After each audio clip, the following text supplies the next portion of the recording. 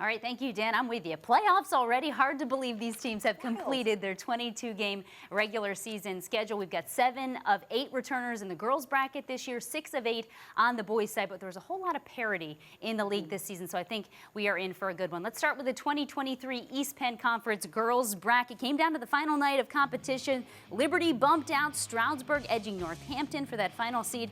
Their reward is a date with undefeated Easton. The Red Rovers, one of 3 division champs, along with 2-seed Pocono Mountain West and 3rd-ranked Central. They did not meet in the regular season, and Stroudsburg did win 7 straight games to clinch the berth in both tournaments, so they're playing some great basketball. Parkland and Becca will meet for the 3rd time, the other matchup in the top of the bracket. They did lose 6 of their final 10 of the regular season, and of course Becca, the 5-time defending champions. Though both of those regular season meetings won by Becca by a combined 3 points, so they have been very close. Central and Nazareth will meet in a doubleheader just like Parkland and Becca. Hosting those are the Vikings and the Trojans. Now Central's won their last 10 games. For Nazareth, they dropped 3 of their final 4, but to some very good teams. West, Easton, and Becca, all teams in the tournament. That was a 15-point regular season win for the Vikettes. The final matchup is Pocono Mountain West and Emmaus, second meeting of the season. Pocono Mountain West winning that first one just by 3 in early January. So looking forward to Emmaus maybe doing some damage after that big victory against Parkland late in the regular season. Gwen, many of the same teams in the hunt on the boys' side. Yeah, a lot of parity on the boys' side as well. Number 1, Emmaus, of course, the Green Hornets getting that top seed. They're going to be taking on 8th-seeded Liberty. This could be an interesting matchup. These two did not play each other during the regular season, so this will be fresh, as well as the top of the bracket. Neither of these teams have played each other. Number 4, Allentown Central Catholic, 11-5 in the EPC, taking on number 5, Freedom at Rockney Hall at 7:45. These two, again, did not play during the regular season. Freedom, though, back in the tournament after missing out the last couple of seasons, so they'll be hungry headed into the EPC quarters. Then we got number 3 Parkland taking on number 6 Becca. They played back on January 17th. Parkland won that one 58-33. They overwhelmed the Golden Hawks. 3 players scored in double figures in that one. We'll see if the Golden Hawks want some revenge on the Trojans at Parkland. And finally, number 2 Pocono Mountain West taking on number 7 East Stroudsburg South at Pocono Mountain West. This one should be good. They played twice this year. Pocono Mountain West took both meetings, the first 68-43, but East Stroudsburg South made it interesting the second time, losing by just a couple, 54-52 just last week. Again, all these games tip off Friday night, some later than usual with those double headers, but another parity full of teams in the EPC boys side. And we will have our doubleheader coverage here on SCN in the 4-5 and 3-6 matchups on both sides. Doubleheader at Parkland with both Becca teams, and then Central hosts the Nazareth girls and the Freedom boys. So those are going to be some good ones coming up this weekend. All right, so we know the matchups and the locations. Now what to expect. Let's make a couple predictions on what to watch for in the bracket, starting with the team to watch. And we're going to go ladies first, of course. And how can you not pick the Easton Red Rovers? They are undefeated, of course, back-to-back seasons as predicted, as projected, picking up where they left off in the state corners a year ago. 22-0, 16-0. They have a height advantage with 4 players 6 feet or taller. They're extremely athletic. They lost 3 starters, but are arguably more talented, well-balanced across the board. They can hurt you from the inside with lone senior Anya Staten from the outside with the Elias twins in Megan and Mallory. I think Evilise Cole has also taken her game to another level, up from an average of 8 points a year ago to more than 13 a contest. There she is, the team leader in assists and steals. And they have contributors that come off the bench as well. Did I mention the height advantage that Easton had? Same situation as last year, entering the postseason at 22-0, but the Red Rovers looking this year to avoid a semifinal exit in both leagues and districts, potentially cash in on some hardware. I think it helps. They played some really close games down the stretch, a 3-point game with Becca, this one in overtime against Nazareth, looking for their first EPC title since 2016. I'm going with the Easton girls. Gwen, who's your boys' pick? So there's a method to my madness in picking the Emmaus Green Hornets as my team to watch. They were the 7th seed last season, got taken down in the first round.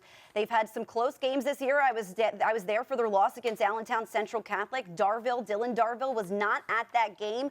That made a huge impact on the Hornets. He will be there, of course, on Friday night. But since that loss on the 20th, they've won 5 of their last 6 games of the regular season. That included a down-to-the-wire win over Parkland, where Darville ended up winning it from the foul line. They also got redemption over the Vikings, beating them by 10 in the regular season finale. And here's why they're dangerous.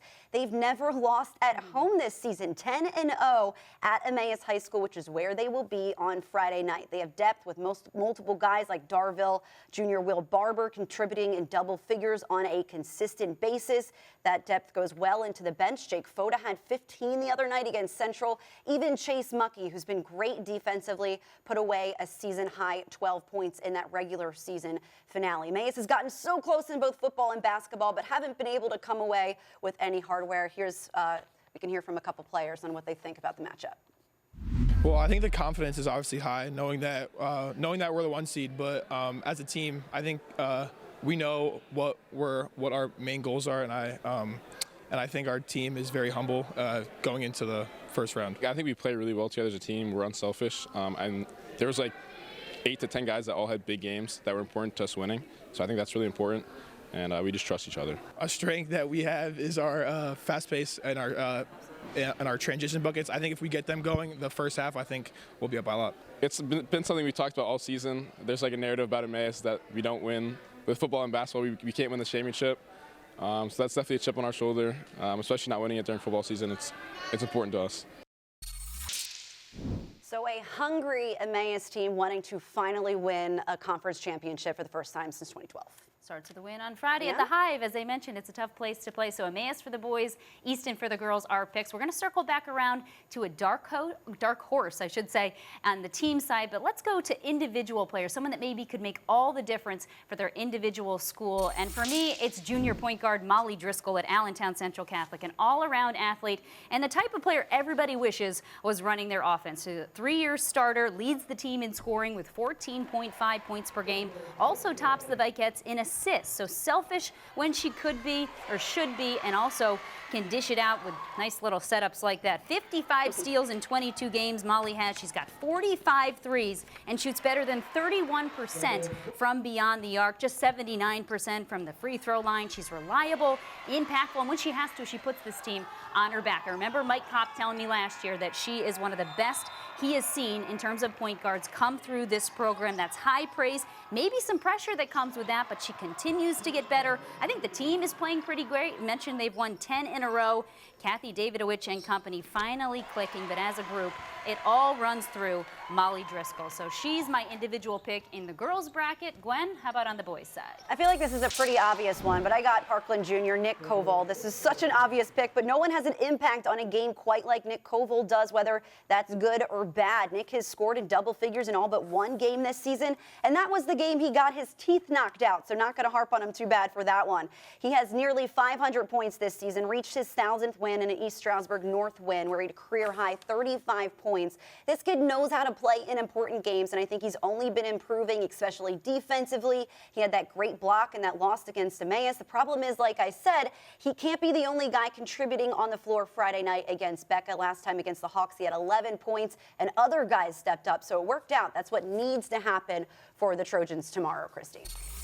All right, I like the pick. Got to go with the hot hand sometimes, Yeah, right? When we're pointing fingers. All right, to the dark horse side of things, maybe a team that no one's really talking about, but perhaps should be. So we'll shift back to the ladies, and on the girls' side for me, it's the Nazareth Blue Eagles. They enter with a modest 12-10 overall record, 10 of those wins in East Penn Conference play, but they really came together mid-season. They're the 6th seed. They dropped 6 of their first 9 games. Then in January, went on an 8-1 stretch. The only loss, an 8-point setback to top seed Easton. The Blue Eagles start 2 sophomores, including Julia Novak and Renee Wells. Addison Key has the ability to light things up from the outside, as you saw there. Sam Baker is a returning starter, doubling her offensive output from a year ago. They made a believer out of me in this win right here, and this play in particular, in a victory against Becca back on January 10th. They won it by 5, but they did it with bold confidence late, and then this was last Friday when they took Easton to overtime, falling short just again. They've got a different team than we've seen the last few years when they had individual stars,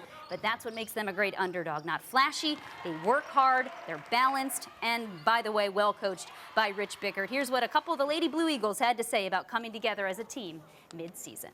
I think everyone's like pretty versatile, so like we could bring anyone off the bench and they could just like fill whatever role they need to. And a lot of people play a lot of different positions and stuff, so just like being able to trust each other to do whatever they need to do is, yeah, it's a great thing. I think we've brought a lot of energy on our defensive side, which really focused us in on our offensive side because we got a lot of steals on the defensive side and just got ourselves in a rhythm. Just carrying that on and just making sure we stay confident throughout all of it and just making sure we keep ourselves as a team is really important for us. I think we all believe in each other. I think we have pretty good chemistry, and we all know each other's moves and strengths and weaknesses and stuff like that. I definitely feel like we're a little bit of the underdog this year, so I'm very excited to, play and surprise them. All right, so I was really impressed with Nazareth in that loss against Easton, so excited to see if they shake things up here in EPC playoffs. My dark horse is Allentown Central Catholic. I feel like people have been sleeping on the Vikings this season. Everyone wants to talk about the Parkland and the Mayases, but Vikings are dangerous. They started the season 0-4, then won 14 out of their remaining 18 games. This is a young team who thrives in late game situations. Multiple times I've seen Central down in the first, and in the second half they come alive with their depth that was on display in a loss against Emmaus the other night. The Vikings held them to just 7 points in the third and brought the game within 3. They've got outside shooters like Lucas Mushrush and Nico Polari. Anthony Jones has been contributing a lot, and Jarrell Vigo has been consistently in double figures. I think they're going to be a little bit angry about dropping their last 2 games of the season, and I think Freedom is a great matchup for them. I actually was debating between Freedom and Central for picking a dark horse. That one, the 4-5 matchup, I think will be the most elite one here in this bracket this season. It almost looks like I'm rooting for Freedom and you're rooting for Central with the outfit choices today. Not the case. We're completely unbiased. Looking forward to some great basketball on both the boys and girls side as we get into the East Penn Conference Tournament. Dan, let's send it back to you.